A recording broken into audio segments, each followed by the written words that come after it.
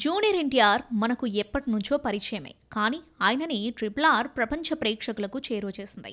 ఈ సినిమాతో అందుకున్న సక్సెస్ను కంటిన్యూ చేస్తూ రాబోయే సినిమాలతో పాన్ ఇండియన్ ఇమేజ్ని కొనసాగించడానికి రెడీ అయ్యాడు టైగర్. ట్రిపుల్ ఆర్ తర్వాత దేవర సినిమాతో ప్రేక్షకులను పలకరించేందుకు సిద్ధమవుతున్నాడు.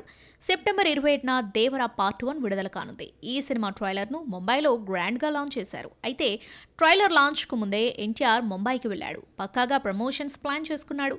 సినిమాను దేశవ్యాప్తంగా ప్రమోట్ చేసేందుకు అన్ని ప్రఖ్యాత మీడియా సంస్థలతో ఇంటర్వ్యూలు ప్లాన్ చేశారు. ఎన్టీఆర్ మరో 2 రోజులు ముంబైలో ఉండి మొత్తం గట్టిగానే ప్రమోషన్స్ ప్లాన్ చేశారు. ఇప్పటికే కపిల్ శర్మ షో కోసం షూటింగ్ పూర్తి చేయగా కరణ్ జోహార్, ఆలియా భట్తో ఒక ఇంటర్వ్యూ కంప్లీట్ అయింది. Most happening director Sandeep Reddy వంగాతో ఇంటర్వ్యూ కోసం కూడా షూట్ చేశాడని ఊహాగానాలున్నాయి. ఎన్టీఆర్కి హృతిక్ రోషన్తో పాటు వార్ 2 కూడా ఉంది.